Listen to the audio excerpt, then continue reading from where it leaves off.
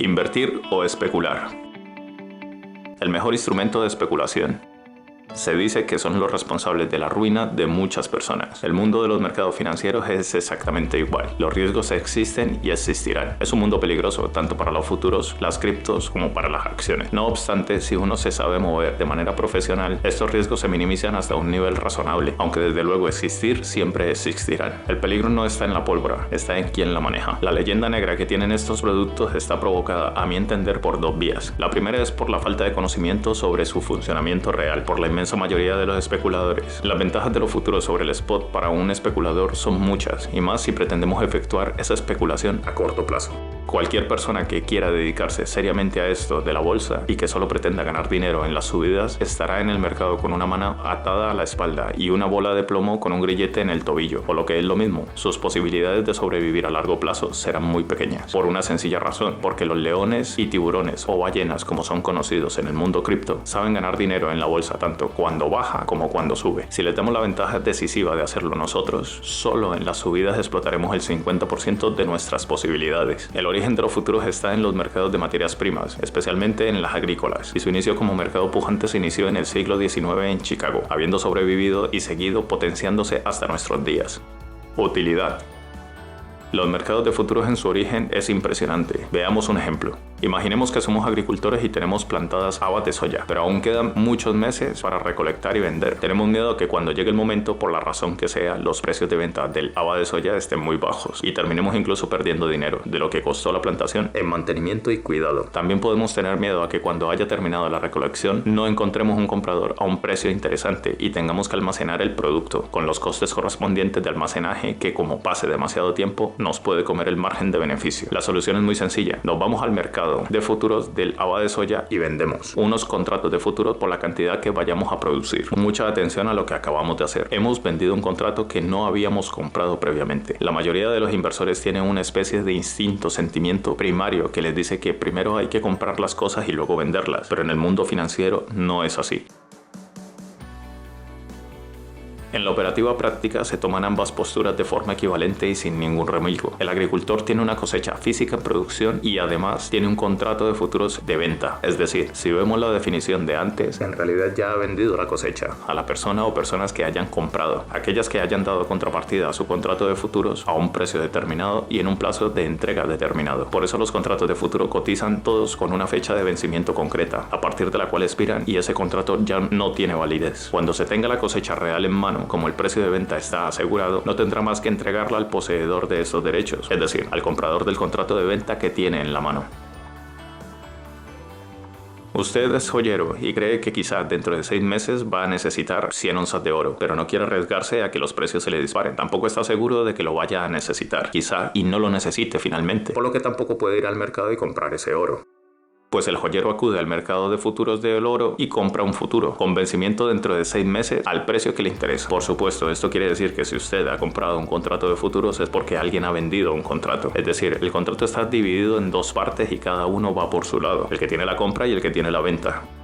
El oro sigue cotizando durante esos meses y cuando se aproxima el vencimiento, el joyero decide que definitivamente no va a necesitar esas 100 onzas de oro. Ahora tiene dos opciones. Si espera el vencimiento del contrato que ha comprado, el responsable del mercado le va a exigir que en la fecha del vencimiento compre el oro que se comprometió a adquirir al precio pactado, sea cual sea la cotización actual. Pero como él no va a necesitar dicho oro físico, lo que hace es dirigirse al mercado de futuros y vender el contrato que tenía comprado, válido inmediatamente a la compra hasta instantes antes de la hora y fecha de vencimiento que es la venta. Si el precio es superior al que había en el momento de comprar el contrato, al margen de no haber querido el oro, habrá ganado dinero, pues le han recomprado su contrato a un precio superior. Si es inferior, habrá perdido dinero, pero seguramente menos que si hubiese adquirido el oro en el mercado físico y ahora lo tuviera que tener en la caja fuerte. De esta forma, nuestro joyero ha desempeñado la función de especulador, aunque involuntariamente.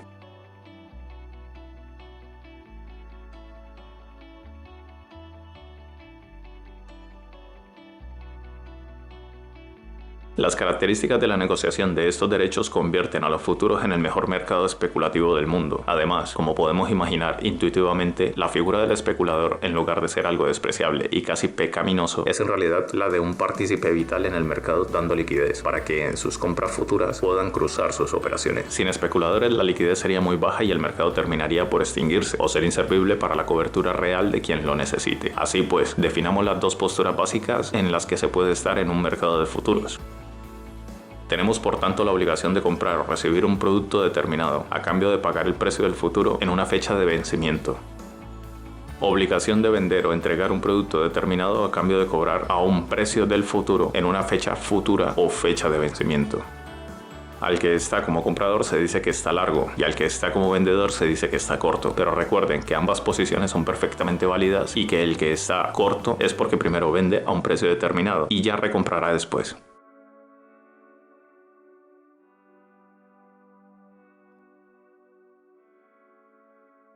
Pues lo que sí es vital es que comprendamos que el futuro es algo que cotiza, que tiene una fecha de vencimiento determinada, pero sobre todo que se puede estar indiferentemente especulando al alza o a la baja. En las acciones solo se puede estar en posición larga o especulando al alza. No se puede estar a la baja o en posición corta, salvo que se utilicen figuras como la venta a crédito o bajo préstamo. La ventaja de hacerlo en los mercados de futuros es que suelen tener muchísima liquidez inmediata y que se especula en posición alcista o bajista sin ningún trámite complicado, simplemente descolgando el teléfono o pulsando una tecla en internet.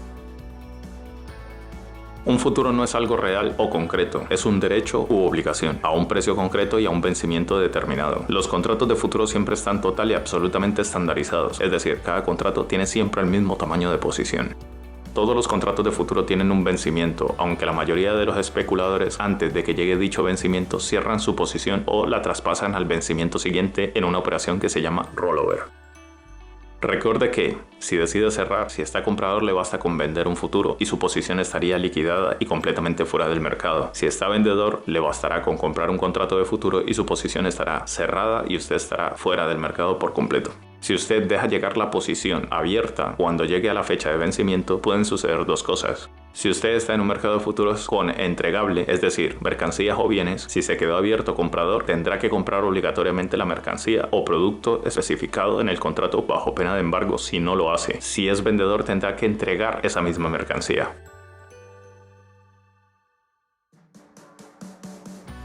Si usted está en un mercado de futuros no entregable, como por ejemplo el futuro del IBEX o Bitcoin, las cosas no son tan peligrosas, simplemente se liquidan las diferencias entre el precio de entrada y el precio final de liquidación y aquí no ha pasado nada.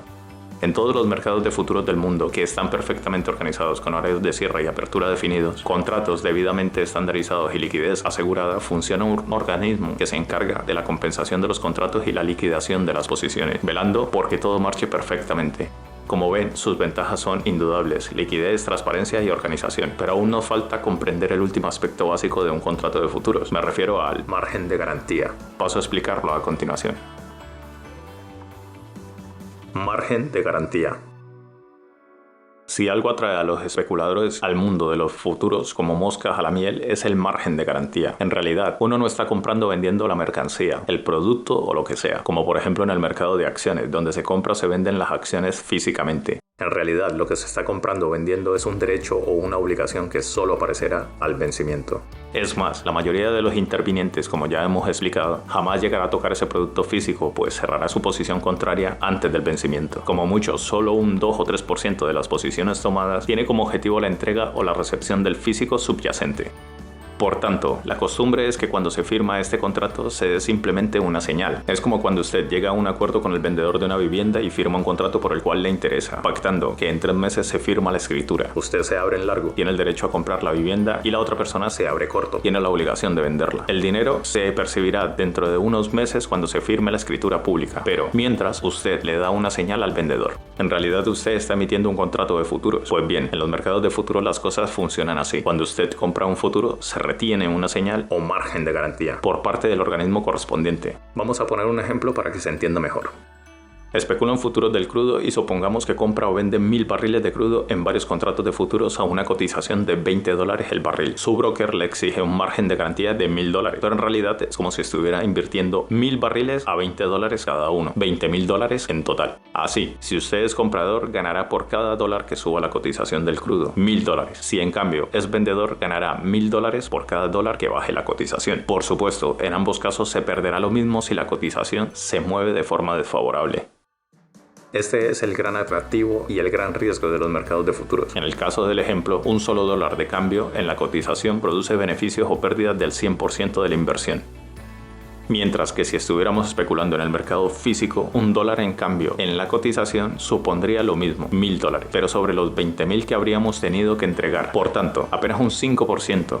Es decir, los futuros nos dejan especular sobre una cantidad enorme, pero sin necesidad de poner tanto dinero, y va en porcentaje al capital que normalmente suele estar sobre un 70%.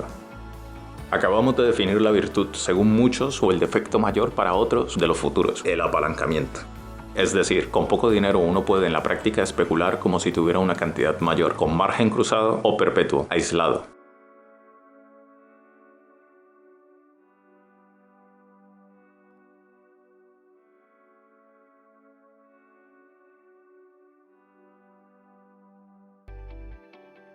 Mucho cuidado, pues si tras adeudar pérdidas el nivel de margen de garantía no es suficiente, nuestra posición puede ser cerrada de oficio por falta de garantías. Margin call. Como vemos, esto de especular en futuros empieza a ser interesante. Liquidez total e instantánea. Podemos especular al alza o a la baja de forma indiferente. No necesitamos tener todo el dinero sobre el que vamos a especular. Nos basta con una pequeña cantidad y sin embargo especularemos en la práctica sobre el total. Vamos a dar un repaso a los principales futuros que existen sobre divisas. Cotizan en el International Monetary Market de Chicago, el mercado de futuros sobre divisas más importante del mundo. Franco suizo, uno de los mejores futuros del mundo para sistemas y muy noble y respetuoso con el análisis técnico. El del yen japonés suele ser, en cambio, mucho más volátil y peligroso, mientras que el del peso adolece de falta de liquidez. El del euro cada vez va ganando más peso y es muy interesante. Sobre granos. Cotizan todos ellos en el Chicago Board, uno de los mercados de futuros más antiguos del mundo, para los operadores a los que les gusta trabajar con sistemas de especulación y tácticas operativas basadas en tendencias, ya que suelen seguir largas tendencias y claro, también largos movimientos laterales. También se presenta a la operativa por calendario. Están muy afectados por factores meteorológicos en las zonas productivas y son muy estacionales en función de las épocas de cada cosecha. Futuros agrícolas. Cotizan en New York Board. Estos futuros no tienen nada que ver con el movimiento tendencial y relativamente pausado de los futuros sobre granos. Son violentos y muy poco aptos para el operador novato, que puede tener su primera lección y última en los mercados de futuros, al igual que en las criptos.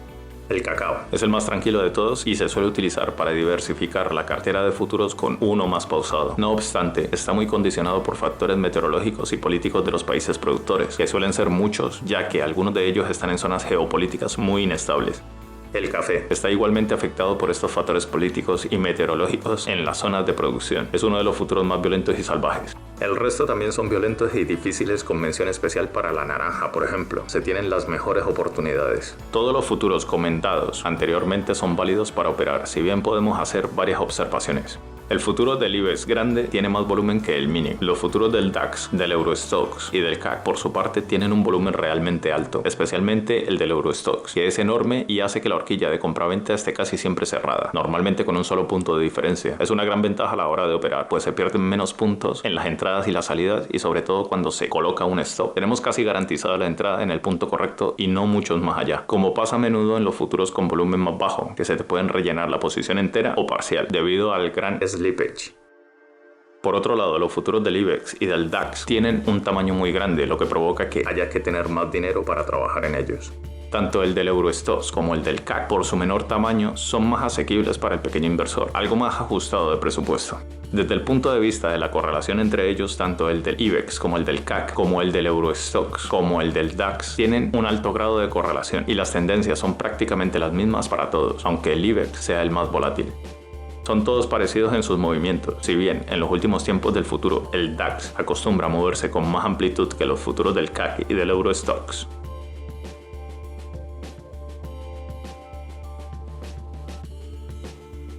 Así, si compro a 10 y vendo a 20, gano 10. Y si vendo primero a 20 y compro después a 10, ganaré también 10. Esta última opción la utilizaremos cuando creamos que el precio va a bajar. No obstante, debemos considerar que cuando compramos o vendemos en futuro no tenemos un tiempo ilimitado como cuando compramos una acción, sino que tenemos que vender si hemos comprado o comprar si hemos vendido dentro de un plazo. El plazo de vencimiento de ese futuro para cerrar la posición que tenemos abierta. Si compro o vendo contratos de futuros del CME, por ejemplo, con vencimiento en noviembre, tengo hasta el último viernes de noviembre fecha de vencimiento para cerrar la posición. Así, si estoy fuera del mercado y entro como comprador o vendedor, se dice que he abierto una posición, y cuando venda lo comprado o compre lo vendido, se dice que cierro la posición. Pero en otros futuros como el del Eurostock son trimestrales. Además, habrán oído a veces eso de estar corto o largo. Pues bien, esto se refiere al long y al short dentro de futuros, que te pueden cobrar rollover cada X horas por mantenerte la posición abierta.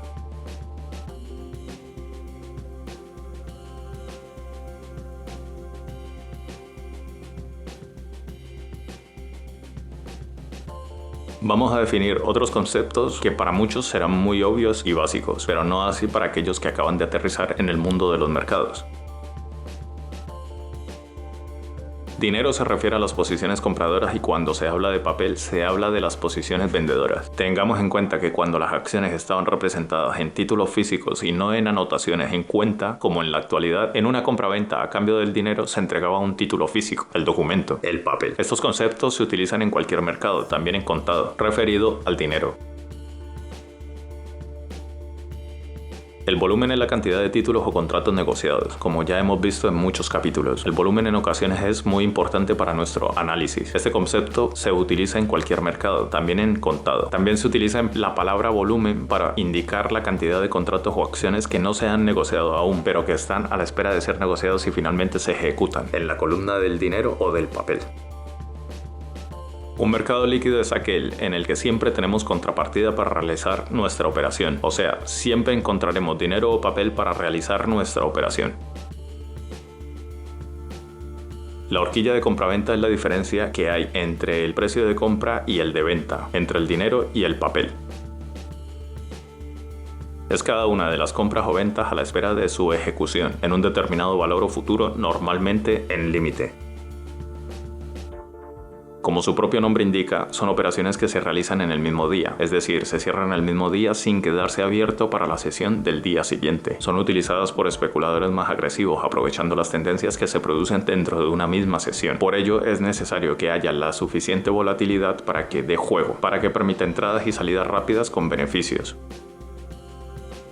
Se dice que hay volatilidad cuando la cotización se mueve con grandes diferencias entre los máximos y mínimos dentro de una misma sesión o dentro de un periodo de tiempo determinado en una misma sesión.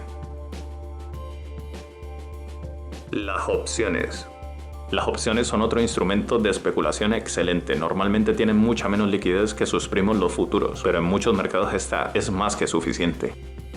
Como ya podrás suponer, la manipulación por parte de los leones, tiburones o ballenas de cualquier mercado que se aprecie está siempre a la orden del día. Pero si ha habido un instrumento derivado que en el pasado tuvo un cartelito de instrumento de manipulación, este es el mundo de las opciones. Hasta tal punto que hubo escándalos en 1936. Se prohibieron las opciones sobre productos agrícolas en Estados Unidos. No fue hasta el 81 cuando las autoridades norteamericanas se decidieron a empezar a autorizar de nuevo las opciones en el azúcar, en el mercado del oro y en el de los bonos del tesoro. Posteriormente, ya poco a poco, se ha incorporado el resto de mercados, y raro es hoy en día el mercado de futuros que no conlleve aparejado un mercado de opciones, o sea, que esté manipulado. Eso sí, y quizás por su historia, por una liquidez y volumen siempre menor, pero esto no quita que sean un buen instrumento operativo especulativo. Es como si un club famoso de fútbol tuviera una opción de compra de un futbolista por una cantidad determinada que ha pagado el club donde juega ahora el jugador. Así, tiene derecho a pagar el resto del traspaso en un tiempo determinado y por tanto a quedarse con el jugador. Tiene todo ese tiempo para pensárselo y nadie que no sea este club puede fichar al jugador. Pero si en el tiempo establecido no paga el resto, la opción quedaría sin valor y el club habría perdido esa cantidad ya pagada. Existen dos tipos de opciones: las opciones call o opciones de compra. Las opciones put, que sería el derecho a vender, u opciones de venta. Si quiere especular a la baja, compraría opciones put, y si quiere especular al alza, compraría opciones call. El precio del bien que se estipula en el contrato se llama base o strike, o precio de ejercicio. Por ejemplo, tenemos opciones call de Telefónica con strike de 12 euros, vencimiento diciembre. ¿Qué quiere decir? Pues que tenemos el derecho de comprar acciones de Telefónica por la cantidad que sea a 12 euros máximo hasta diciembre. A cambio de tener este derecho pagamos una prima. Esta prima por supuesto cotiza en el mercado.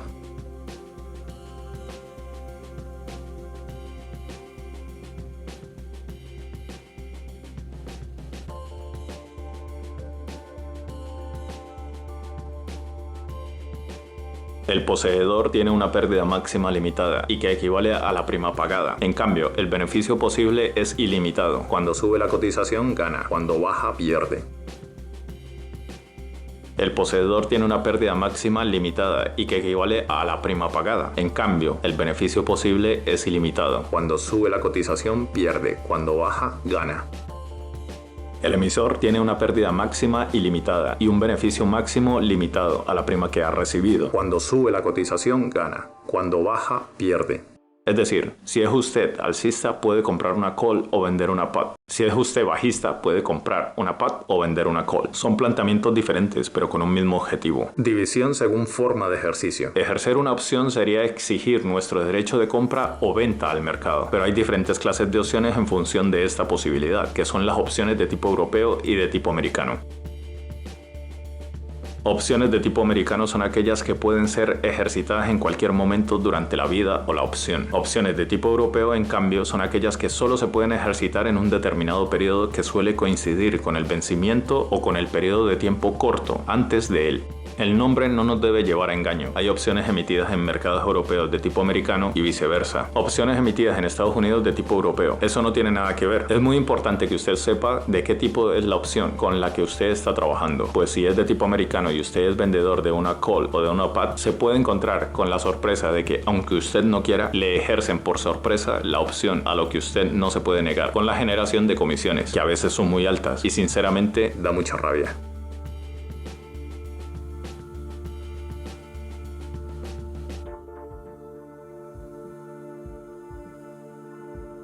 Como hemos visto, si hay algo fundamental en todo momento en una opción, esto es el valor de la prima. Todo se centra en ella y es vital que aprendamos cómo funciona. Hay tres factores primordiales que influyen en la prima de una opción: la volatilidad, el valor intrínseco o diferencia entre el precio de ejercicio y la cotización actual del subyacente, el tiempo que falte para la expiración. Si de lo que estamos hablando es de opciones sobre acciones, además tendremos que considerar dos aspectos más: el tipo de interés, el volumen de dividendos que pague la acción en cuestión.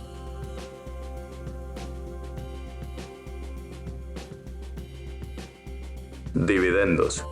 En las opciones sobre acciones también tiene influencia moderada el nivel de dividendos pagados por el valor. La regla sería que, según sube el dividendo pagado, bajaría algo la prima de las opciones call o de compra y subirían las primas de las opciones de venta. Resumiendo las valoraciones de primas. Como vemos, no es nada fácil calcular el valor de la prima, salvo con la ayuda de calculadora. Es mejor simplemente comprender lo que significa cada concepto básico y luego utilizar una calculadora o un programa de los muchos que hay para hacer los cálculos bien hechos. Para un inversor particular no hace falta complicarse la vida. Otra cuestión es si usted es un responsable de una institución más grande donde ya tendrá que ir a la fija. Si usted cree que el subyacente va a subir, en el futuro tendrá que comprar una call o vender una put. Si lo que cree es que tenemos bajadas por delante, tendrá que comprar una put o vender una call. Según avance el tiempo y nos acerquemos al momento de vencimiento, la prima tiende a valer menos, por lo que si somos compradores de call o de put estaremos en desventaja. Si somos vendedores de call o de put estaremos en ventaja. Si la volatilidad sube, beneficia a los compradores de call o de put, pues la prima vale más y perjudica a los vendedores de call o de put. Si la volatilidad baja, beneficia a los vendedores de call o put, pues la prima vale menos y perjudica a los compradores de call o de put. En función de todos estos aspectos tenemos que definir nuestra estrategia básica y decidirnos por cualquiera de las cuatro posibilidades.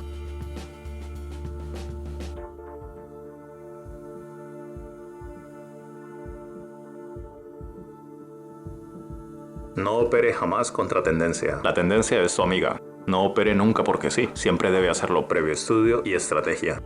Siempre debe tener un stop de pérdida en algún sitio que debe de ser rigurosamente ejecutado si se activa y nunca moverse.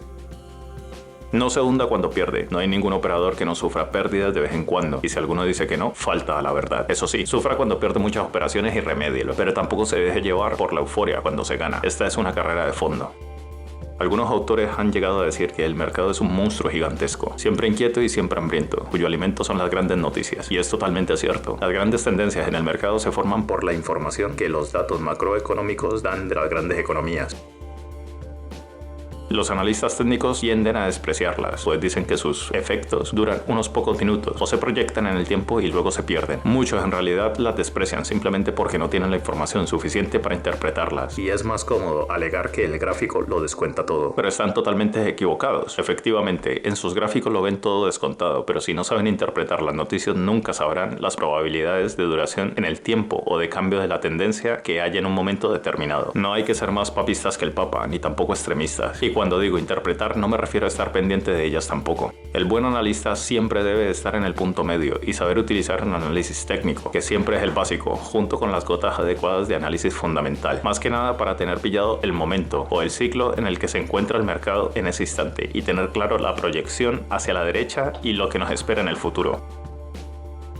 Esto resulta vital. Desconfía de todo aquel que se basa mucho en el pasado y te dice lo que ya pasó o te pone descaradamente dos flechas de dirección en los gráficos, ya que más que analizar o proyectar, intenta adivinar. Tenemos que ser críticos al ser traders independientes, con habilidades desarrolladas y más si tenemos en cuenta lo que ha pasado en los últimos años. Ahora, afortunadamente denunciado y salido a la luz. Toda una clase de analistas de grandes bancos y grandes instituciones que se han terminado por demostrar que los análisis que hacían no reflejaban su opinión como profesionales, sino que defendían los intereses de la entidad para la que trabajaban. Ha sido lamentable y muy triste. Ha sido la tomadura de pelo de toda la historia al pequeño inversor y no tan pequeño, pero nos muestra una cosa: no podemos confiar en casi nadie y debemos aprender e interpretar las cosas, informaciones o noticias por nosotros mismos. En el mundo del análisis técnico independiente hay muchos casos de buenos traders, por la sencilla razón de que no tienen que servir los intereses de una gran entidad y que pueden ser unos buenos guías, pero desde luego no está de más que nosotros mismos sepamos cómo se mueve la cosa. Otra cuestión que debemos considerar es el altísimo grado de dependencia de las bolsas del mundo entero de la de Estados Unidos. Europa es mero satélite de Estados Unidos. A veces tiene algunas distorsiones, pero en esencia siempre va a remolque. Por lo que basta con analizar a fondo a través de sus datos macroeconómicos a la economía de Estados Unidos y conseguiremos tener una idea muy exacta hacia dónde irán estos mercados. Estas son ecuaciones básicas, aunque por supuesto tienen muchos matices y una subida o bajada de tipos pueden no conllevar la correspondiente bajada o subida bursátil, incluso pueden hacer lo contrario. Que el mercado de renta variable se ve favorecido en general por las bajadas de tipos que provocan como consecuencia de la renta fija sea menos atractiva, y al revés. Si los tipos de interés suben mucho, la renta fija tipos altísimos y a los inversores no les merece la pena estar en renta variable, asumiendo riesgos cuando pueden estar en renta fija ganando un buen dinero y con riesgo cero. Los tipos de interés pueden subir para controlar la inflación o subida de precios, que debemos de saber es el enemigo público de las economías, o bajar para estimular el crecimiento, como sucede en las recesiones.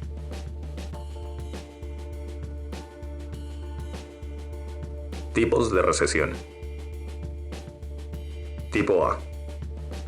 Este tipo de recesión se suele producir cuando un banco central sube los tipos de interés con fuerza para evitar una gran subida de la inflación. Sin embargo, al subirlos de forma exagerada se produce un enfriamiento fuerte de la demanda, cosa nada difícil por el gran problema añadido que supone el hecho de que no se ven los efectos de las bajadas o subidas de tipo en la economía real hasta que no pasan de 6 a 9 meses de promedio, por lo que la visibilidad para un banco central siempre es mínima. Es como conducir un coche en el que no tenemos espejos retrovisores y con los cristales empañados. Al final conduciremos más por intuición que por otra cosa. Estas recesiones suelen iniciarse con un desplome de la demanda de coches y casas, que es lo primero que se resiente, es decir, los bienes duraderos de mayor calado que suelen adquirir un consumidor de a pie, provocando una fuerte subida de inventarios que se acumulan en los almacenes de los vendedores.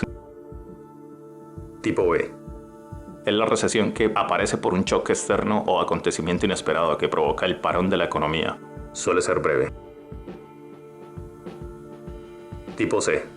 Esta recesión se suele producir al término de una gran burbuja financiera que provoca un exceso de optimismo empresarial que lleva al endeudamiento para invertir en bienes de capital de manera exagerada. Cuando la burbuja salta por los aires, la inversión en nuevos equipos o bienes de capital se detiene por completo, provocando el colapso financiero, despidos masivos y caídas en el consumo, que no tiene por qué ser tan fuertes como las recesiones del tipo A. Tampoco animan a los consumidores a consumir más. Conclusión. Crear un sistema efectivo no es fácil, pero tampoco es una tarea solo al alcance de 4 privilegiados. Cualquiera puede conseguirlo con paciencia y estudio. El gran enemigo de usted no será el mercado, será usted mismo, su mente. Les aseguro que es muy duro soportar los drawdowns y casi tan malo como perder la humildad cuando el sistema da 4 señales consecutivas correctas. Entonces tendemos a mejorarlo con nuestras propias apreciaciones y por lo tanto a estropearlo todo. Esto ocurre con mucha frecuencia. Se sorprenderían viendo que la inmensa mayoría de los operadores en el mercado hacen justamente esto. Si tienen un conocido que se ha hecho con el sistema de alguien más, podrá ver que lo más seguro es que lo haya modificado y que diga que es mejor. En ocasiones se podrá comprobar que mientras el original mantiene rendimientos, el modificado falla. Lo que les repito siempre: el mercado cambia constantemente de forma de proceder. Así que una de dos: o el sistema es capaz de cambiarse a sí mismo o lo tiene que cambiar usted.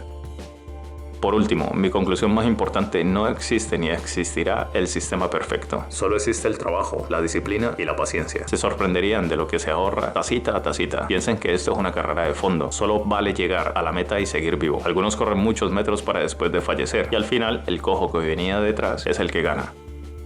Por favor, sean ustedes prudentes, pues no estamos jugando con estampitas. Es su dinero. Creo que no se puede ser más sincero y poner más el corazón en estas reflexiones que les acabo de hacer. No sé qué más puedo decir, pues creo que hay personas que tienen la idea totalmente contrapuesta de que todo es muy fácil y rápido. Yo no sé hacerlo de otra forma, y no será porque no lo he intentado. A lo mejor yo soy el que está equivocado, quién sabe. Pero sería poco ético por mi parte hablar de otra manera.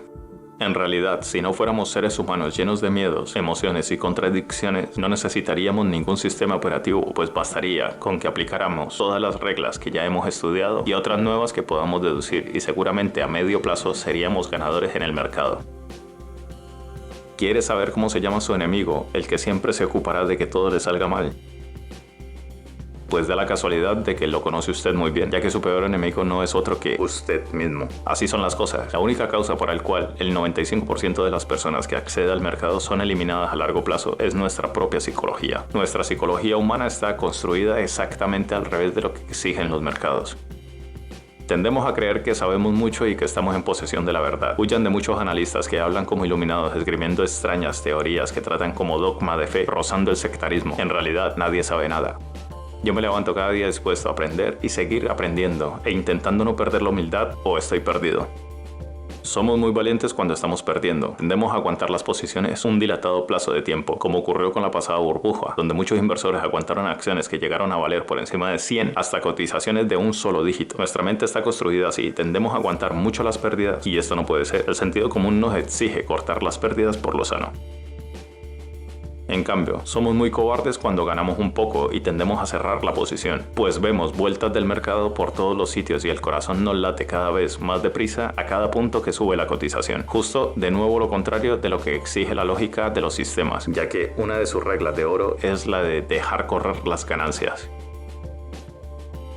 El ser humano tiende a no atreverse a vender cuando se rompe un soporte porque siempre ve las cotizaciones muy bajas y le parece imposible que bajen más, y al revés en las alzas. Cuando se rompe una resistencia tendemos a creer que ya ha subido bastante, justo lo contrario de lo lógico, y eso no es lo peor. No solo estamos inclinados por naturaleza a temer las tendencias, sin darnos cuenta de que la tendencia es nuestra amiga, sino que tendemos a todo lo contrario, a ver suelos y techos por todas partes. Cuando atrapamos una tendencia en lugar de disfrutarla, la pregunta que inmediatamente se hacen todos es ¿hasta cuándo? ¿Dónde va a parar? Y les aseguro que al final la mayoría de los operadores terminan saliéndose demasiado pronto y jugando el peligroso deporte de la búsqueda absurda de suelos y techos. Y basta que tengamos el más mínimo rebote, y no me negarán que no es cierto, para que el coro de ángeles diciendo que hemos tocado suelo o techo sea estruendoso, sobre todo cuando es suelo. Pero qué manía de pasarnos la vida buscando suelos. Así no se puede ganar. Cuando se ve una tendencia hay que olvidarse de los suelos. Se sigue y en paz. Y cuando se termina, pues hacer más alcista que nadie. Pero no se puede estar dudando en cada entrada o en cada señal de salida del método de un operador. Y es que tenemos el chip cambiado. Nadie dice ¿hasta dónde llegará esta tendencia? No, se formula la pregunta de otra manera y se dice ¿dónde está el suelo? Pues yo que sé dónde está el suelo. No lo sabe nadie, aunque hay probabilidades aún así.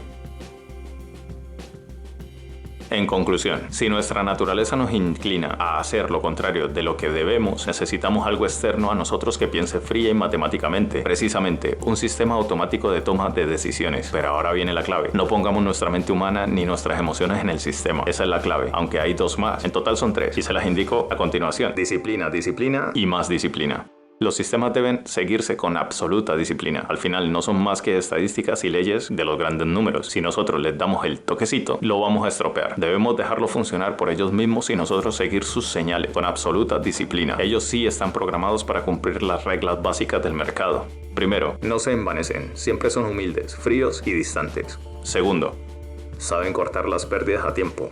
Tercero, saben dejar correr los beneficios.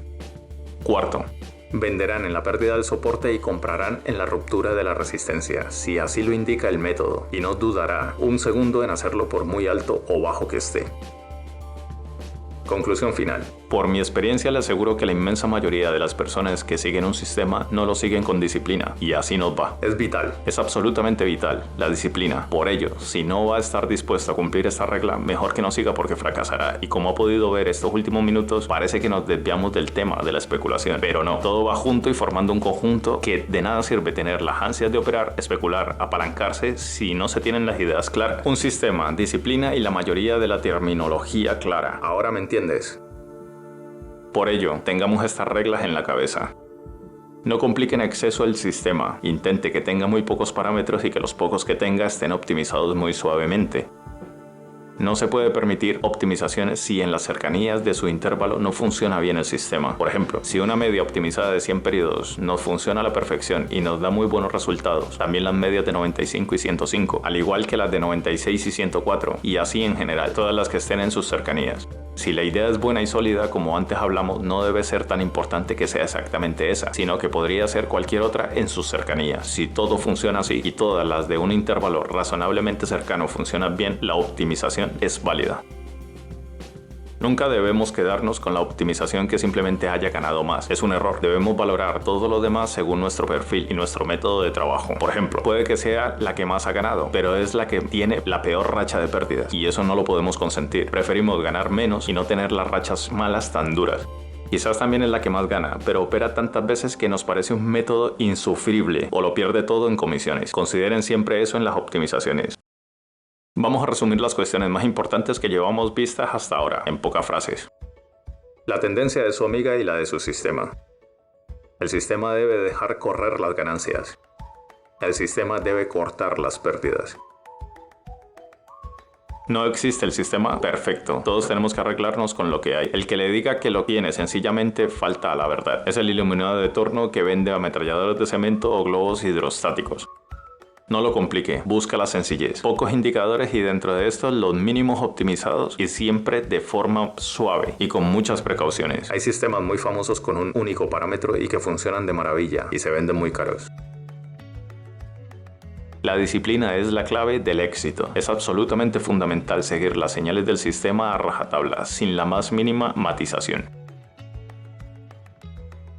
No se le ocurra poner un sistema en marcha en la realidad sin antes haber pasado un enorme periodo de tiempo practicando sobre el papel. Después, cuando ya esté seguro, vuelva a practicar sobre el papel. Y cuando ya esté seguro por segunda vez, empiece con muy poquito dinero para experimentar en sus carnes los problemas que le surgirán. Que si al broker le pasa la orden lenta, que si se le atasca a usted el ordenador, que si se le va la línea, que si se le cae el café encima de la hoja, que si justo cuando se ha levantado de una silla, un segundo salta el sistema, que si se le va la energía, que el gato pasó por el teclado y ejecutó la orden, etc. Todo eso también cuenta. Cuando ya se haya acostumbrado a eso, quizás haya llegado el momento de la verdad. Solo quizá.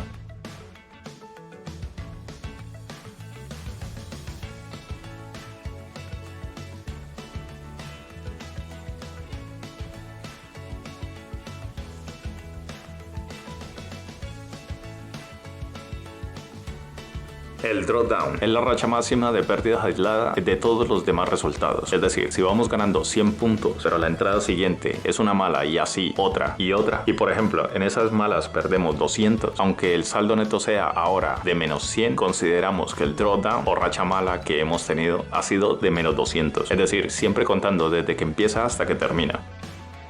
Por tanto, asuma que el drawdown es inevitable. Trabaje cuando construya su sistema para que el drawdown sea el menor posible. Prepárese para asumirlo psicológicamente cuando llegue. La regla de oro. Provéase de la cantidad suficiente de dinero como para subir 3 veces el máximo drawdown histórico obtenido en demo, por si empieza con el pie izquierdo. Jamás empiece a operar sin tener este dinero, al que habrá que añadir las garantías o margen solicitado por el mercado en futuros. Si usted es un operador experimentado, puede bajar la cifra a 2,5 veces el máximo drawdown histórico en su sistema, pero nunca menos, ya que el precio a pagar puede ser el de quedar eliminado quemando la cuenta. Como ya hemos comentado antes, las rachas en el sistema son consustanciales al mismo, inevitables. Por ello es fundamental saber cuándo entrar en un sistema. No se debe entrar nunca cuando acaba de romper máximos históricos de beneficios. Se debe entrar cuando está en pleno drawdown. Nuestra mente tiende a todo lo contrario, a estar eufóricos cuando estamos en racha y a estar deprimidos cuando estamos en drawdown. Como ven, casi es más importante estudiar psicología que economía para ser un buen trader, pero también muchas matemáticas, estadísticas y leyes de probabilidades. Y funciona. Si se puede dominar algo como el blackjack, que es azar, se puede dominar un mercado financiero. Cuando uno lleva ya un cierto tiempo trabajando con sistemas, se da cuenta de que las rachas de operaciones ganadoras y de operaciones fallidas se suceden como la noche al día. Eso es inevitable y nadie que no acepte esto debería de seguir un sistema automático. A veces uno se pasa mucho tiempo sin dar una a derechas y de repente empiezan a enlazarse aciertos unos tras otros. Insisto en esto, es inevitable y no necesariamente depende de cómo se comporte el mercado, ya que este es un conflicto interno. Muchas veces hemos pensado que nos habríamos ahorrado mucho dinero si hubiéramos operado menos en aquellas rachas de 6 y 7 entradas malas consecutivas y habríamos ganado más o mucho más si hubiéramos tenido el acierto de entrar más fuerte en el mercado, con más contratos a las grandes rachas. A priori parece relativamente fácil prever esto, pero les puedo asegurar que, por experiencia de muchos años, las mejores entradas de un sistema vienen cuando uno menos se lo espera. Si uno empieza a entrar con menos intensidad o basándose en corazonadas o análisis fundamental paralelo, los resultados pueden que sean, y seguro que lo son, desastrosos. Ya te tendré la cabeza loca de decirte que sirve y que no, pero lo que no sirve, sí, y lo que sí, pues no. Fácil, ¿verdad? Sigamos. Bienvenido a mi mundo. No hay camino que más se pueda recomendar para bajar el drawdown que la diversificación. Yo he encontrado dos formas de diversificación muy buenas. Si es posible, lo ideal sería la combinación de las dos. Por un lado tenemos la diversificación en varios productos. Esta es la diversificación clásica. Se ajusta a no ponga todos los huevos en la misma cesta. Ya saben que esto está enfocado principalmente a la especulación en futuros y no en acciones o mercado spot. Así, en el campo de los futuros, como hemos visto anteriormente, tenemos variedad para repartir la cartera. La otra forma de diversificar es más novedosa, pero no por ello menos efectiva. Es el trabajo en un solo futuro, pero aplicándole varios sistemas a la vez debidamente compensados y estudiados. Los resultados son sorprendentes. Ya he comentado muchas veces que si queremos aspirar a ser profesionales o semiprofesionales con este invento, el trading de futuros vía seguimiento de sistema resulta imprescindible. Seguir varios mercados a la vez y si puede ser sin correlación alguna. Todos los sistemas multiusos, es decir, los buenos, pues ya he repetido muchas veces que un sistema que solo funciona en un único mercado es más sospechoso que ver a Tarzán en un mercado de un pueblo. Funcionan mejor en cuantos más mercados se aplican. Un buen sistema funciona en todos los mercados con variaciones en los parámetros, no en las fórmulas básicas. Por pura lógica, si el sistema es bueno y funciona en todos, cuantos más haya, más suave será la curva de beneficios, con menos picos y será realmente difícil tenerlos a todos a la vez funcionando mal. Teoría de la opinión contraria. Considera que cuando la mayoría de los intervinientes tienden a tener la misma opinión sobre el futuro comportamiento del mercado, la probabilidad de que se mueva en sentido contrario al esperado de la masa es muy elevada. El objetivo de los seguidores de la teoría de la opinión contraria es detectar aquellos momentos en los que el sentimiento de los inversores alcanza valores extremos dentro de una tendencia. Supongamos que la tendencia de un índice bursátil fuese alcista y que en un momento determinado se registrase un elevado nivel de confianza. Entonces, lo más probable es que el índice se encontrase cerca de la parte superior del canal alcista. Sea prudente cuando la alegría desorbitada se adueñe de la masa y confiado cuando el abatimiento excesivo domine el sentimiento de la masa. Como la tendencia es alcista, deberíamos de considerar que lo más probable es que, tras alcanzar un elevado consenso alcista, se produzca un retroceso o un movimiento lateral que lleve el precio a la base del canal. Por esta razón, deberíamos evitar adoptar posiciones largas en momentos de optimismo extremo. Si la tendencia fuese alcista pero existiera un elevado pesimismo, el precio probablemente se encontraría cerca de la parte inferior del canal alcista. Sería el lugar adecuado para buscar el momento de incorporarnos a la tendencia alcista, siempre y cuando nuestro sistema de especulación nos proporcione la señal correspondiente. No resulta fiable operar utilizando como único instrumento la teoría de la opinión contraria. Lo ideal es combinar esta valiosa herramienta con el resto del arsenal técnico.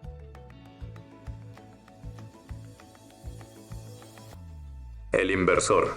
Simplemente significa tener paciencia, la disciplina y la voluntad necesarias para aprender. Por otra parte, también es necesario saber controlar las emociones y pensar por uno mismo. Hay pruebas de que un elevado coeficiente intelectual y una gran formación académica no son suficientes para conseguir que un inversor sea inteligente. En el 98, Long Term Capital Management LP, un fondo de inversión de gestión alternativa dirigido por un batallón de matemáticos, informáticos y 2 economistas ganadores de un premio Nobel, perdieron más de $2.000 millones en cuestión de semana, al apostar una enorme cantidad a que el mercado de bonos volvería a una situación normal. Sin embargo, el mercado de bonos siguió empeñado en que su situación fuese cada vez más anormal, y LTCM se había endeudado hasta un nivel tal que su quiebra estuvo a punto de hundir el sistema financiero mundial. En pocas palabras, si hasta el momento sus inversiones han fracasado, es porque no ha adquirido la disciplina emocional que es imprescindible para tener éxito en la inversión. Una operación de inversión es aquella que, después de realizar un análisis exhaustivo, promete la seguridad del principal y un adecuado rendimiento. Las operaciones que no satisfacen estos requisitos son especulativas. La especulación siempre es fascinante y puede ser muy divertida siempre y cuando sus resultados sean favorables. Si quiere probar suerte, separe una porción, cuanto más pequeña mejor, de su patrimonio, colóquela en una cuenta separada y destínela a este fin. No mezcle nunca sus operaciones especulativas y sus operaciones de inversión en la misma cuenta, ni en ninguna parte de su proceso de reflexión. Hay que tener muy en claro que la palabra inversor siempre tiene la palabra riesgo aparejada. Y debido a esto, el sujeto debe de buscar limitar este segundo buscando hacer crecer el primero. Siempre hay formas y trucos para minimizar el riesgo, pero esto no quiere decir desaparecerlo. Es cierto que se supone que el arte de la inversión hábil radica especialmente en la selección de aquellos valores que vayan a dar mejores resultados que el mercado en general. La primera es la adquisición de acciones de fondos de inversión bien establecidos como alternativa a la creación de su propia cartera de acciones. También podría recurrir a uno de los fondos de inversión común o fondos combinados, gestionados por empresas de inversión y bancos en muchos estados. Alternativamente, si cuenta con cantidades sustanciales, puede utilizar los servicios de una firma de asesoramiento de inversión reconocida. De esta manera obtendrá una administración profesional de su programa de inversión que seguirá las líneas ordinarias. El tercer concepto es el método de promediar el coste en unidades monetarias, que significa simplemente que quien lo emplea invierte en acciones el mismo número de unidades monetarias cada mes o cada trimestre. De esta forma adquiere más acciones cuando el mercado está en un punto bajo que las que adquiere cuando está en un punto elevado, y lo más probable es que a la larga obtendrá un precio general satisfactorio para toda su cartera. Operar siguiendo al mercado. Esto supone por lo general comprar acciones cuando el mercado evoluciona al alza y venderlas después de que haya alcanzado el punto de inflexión y esté evolucionando a la baja. Es un esfuerzo por elegir las acciones más prometedoras, ya sea a corto o largo plazo. El inversor se enfrenta a obstáculos de dos tipos. El primero derivado de la fiabilidad humana y el segundo de la naturaleza de su competición. Al elegir acciones por sus perspectivas a largo plazo, el inversor se enfrenta a unos obstáculos indudablemente mayor que cuando tiene que abordar los beneficios a más corto plazo. Como los expertos suelen equivocarse cuando realizan tales previsiones, teóricamente es posible que un inversor extraiga grandes beneficios si hace predicciones correctas en un momento en el que el mercado en conjunto está haciendo predicciones incorrectas. No obstante, eso únicamente ocurre en la teoría. ¿Cuántos inversores emprendedores pueden dar por supuesto que tienen la capacidad intelectual o los dones proféticos para superar a los analistas profesionales en su juego favorito, de estimar los beneficios futuros a largo plazo? También está comprobado que estos profesionales mienten para satisfacer a sus empleadores. Si eres inversor individual, una buena forma de estar invirtiendo a largo plazo es destinando un monto igual cada semana o cada mes para así acotar un precio medio y no sufrir las consecuencias del mercado, sin tener que preocuparte de predecir sus movimientos y estar tranquilo en la adquisición. A esto se le llama DCA, o lo que es lo mismo, Dollar Cost Average.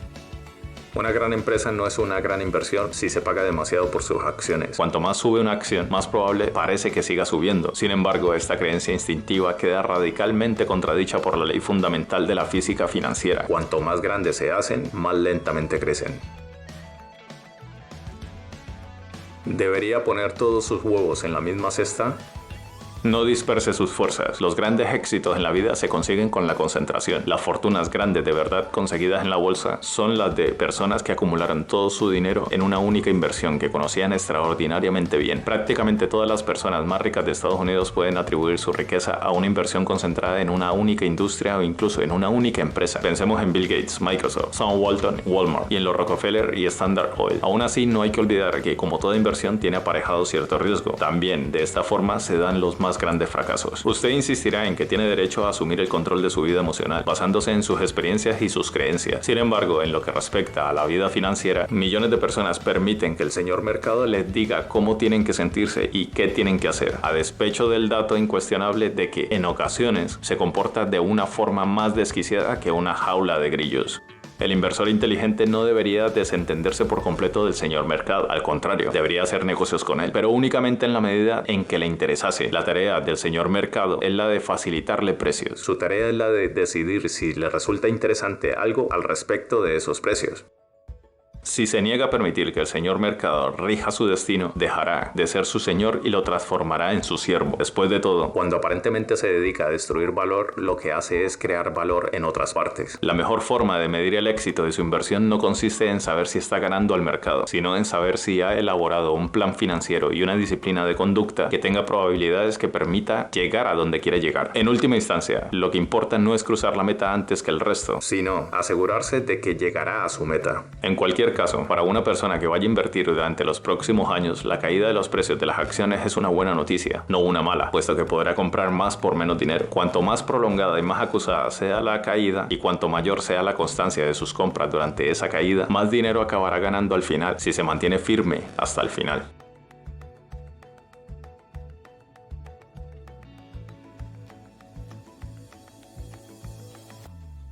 Los fondos de inversión son un instrumento bastante barato, muy cómodo, con un elevado nivel de diversificación. Por regla general, están gestionados profesionalmente y estrictamente regulados por algunas de las estipulaciones más exigentes del derecho de valores, al conseguir que la inversión sea sencilla y esté al alcance prácticamente de todo el mundo. Sin embargo, los fondos de inversión no son perfectos. La mayor parte de los fondos consiguen peores resultados que el mercado, provocando dolores de cabeza, tributarios y padeciendo erráticas oscilaciones en sus resultados. El inversor inteligente debe elegir los fondos con mucho cuidado para no acabar siendo el flamante propietario de un enorme embrollo. Sin embargo, a medida que pasen los años, la ventaja de coste de la indexación seguirá devengando rentabilidad incesantemente. Tenga un fondo de índices durante 20 años o más aportando dinero todos los meses y podrá estar prácticamente seguro de que conseguirá mejores resultados que la inmensa mayoría de los inversores profesionales y particulares. En definitiva, de la misma manera que no hay ningún motivo por el que no pueda usted gestionar su propia cartera, tampoco hay ninguna razón para avergonzarse de buscar ayuda profesional para gestionarla.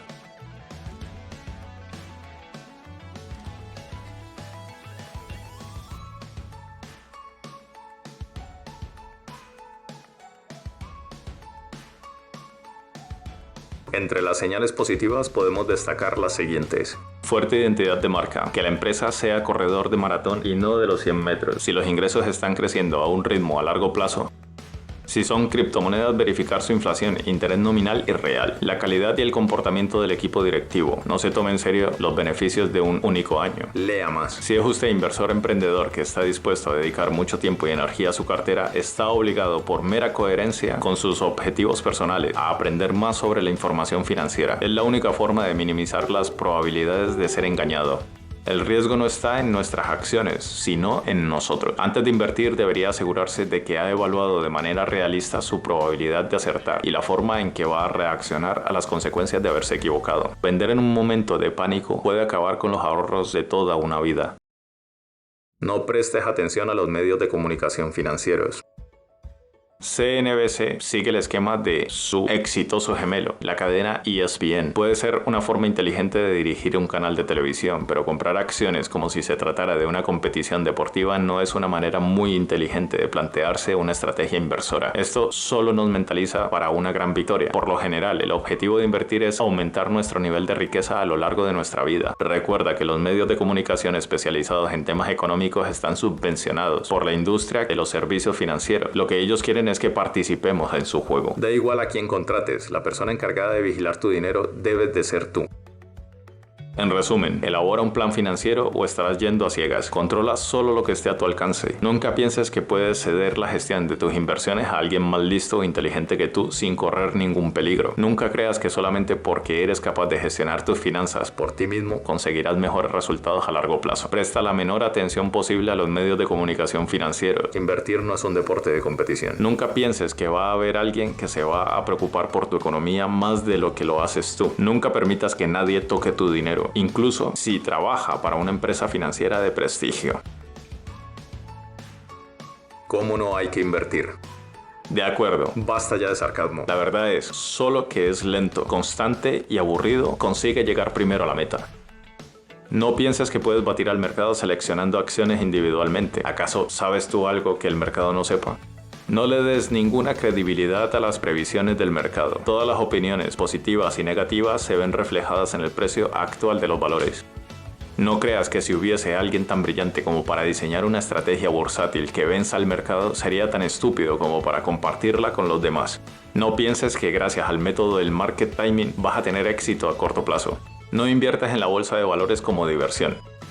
Lleva a cabo operaciones de compra-venta solo en contadas ocasiones. No especules con un soplo bursátil. No realices operaciones con margen.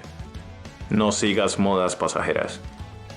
¿Cómo invertir? Mantén una estrategia simple y conservadora, tanto con tu cartera como con las diferentes inversiones que ésta contiene.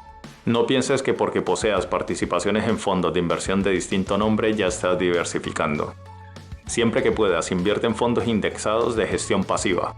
Mantén una estrecha vigilancia en lo relativo a tarifas, gastos, comisiones e impuestos. Compra y mantén. Supervisa el rendimiento de tus inversiones. Asegura tus inversiones.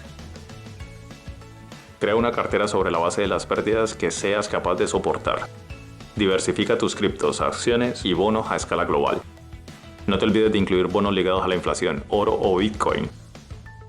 Cuando decidas el nivel de riesgo que quieras asumir con tus inversiones, ten en cuenta tu profesión. Uno de los inconvenientes de ser autosuficiente en materia de inversión es la cantidad de veces en las que tendrás que hacer las cosas tú solo. Ningún ser mágico parece hacerlo por ti. Si estás casado o tienes novio o novia, es posible que tu pareja lo haga todo por ti, pero ten en cuenta que esta comodidad de la que disfrutas equivale a no saber qué está pasando y la felicidad podría no estar en la ignorancia. Fórmate todo lo que puedas, sobre todo si es en un campo que profesionalmente está bien remunerado. Sé alguien que construye, no alguien que critica. No te juntes con personas a quien no quieras parecerte. No consumas droga ni alcohol a menos que sea en cantidades homeopáticas. Ahorra hasta que no puedas más. La clave para dormir a pierna suelta toda la noche es llevar un estilo de vida discreto, sencillo y austero. En este mundo absurdo, donde las necesidades materiales se ven potenciadas por el fácil acceso a las tarjetas de crédito, lo mejor es que evites gastar todo lo que ganes. Lo pequeño es hermoso. Si nos resulta difícil comprar y mantener, cuando invertimos también lo es ahorrar. Cuando se trata de acumular, si sos prudente, evitaremos gastar todo el dinero que ganamos en nuestro yo del presente. Debemos renunciar a muchas cosas que nos gustaría tener y ahorrar ese dinero para nuestro yo viejo, frágil y enfermo del futuro. Te resultará muy difícil ahorrar lo suficiente. Esto pone de manifiesto otra vez la necesidad de contar con un plan financiero que nos sirva de guía durante nuestro trayecto vital. Sin un plan financiero, tu consumo y tus gastos dependerán solo del dinero que tengas en efectivo, del margen disponible, en tus tarjetas de crédito y en la cantidad de cosas que quieras comprar. Vive por debajo de tus posibilidades. Ahorra hasta que no puedas más. Haz todo lo que esté en tu mano para proteger tus activos de acreedores, demandas y excónyuges malvados. Ten un fondo de reserva. No juegues con Hacienda. No pidas dinero prestado a menos que se destine a comprar un activo que vaya a apreciarse. Por último, tu perro es tu activo más valioso. Protégelo con todas tus fuerzas. Compra una casa cuando estés listo para sentar la cabeza. Nunca compres cuando el mercado inmobiliario esté en máximos. No adquieras un compromiso económico tan grande que haga de ti un pobre con casa. A menos que se trate de una hipoteca con una tasa de interés fija a 15 años, financia siempre la compra con una hipoteca que ofrezca una tasa de interés fija a 30 años. Deja que sean las estrellas de cine las que adquieran las residencias de verano, tú solo estás de visita. Sé realista con el verdadero valor de tu casa cuando quieras venderla. No te mudes de casa a menudo. El final del juego. Haz testamento y utiliza los instrumentos legales que sean necesarios para abandonar este mundo, dejando todo en orden para los que se quedan. Deja una lista detallando a tus seres queridos el quién, qué, dónde, cuándo y cómo de tu imperio financiero. Consigue la mayor rentabilidad posible para tus reservas de efectivo. Deseo darte las gracias por haber llegado hasta aquí y disfrutar de mi contenido. Espero haya sido de tu agrado y también sepas aprovechar esta información para tu crecimiento y así seguir descubriendo este camino que parece fácil pero no lo es. Te mando un saludo. Hasta la próxima.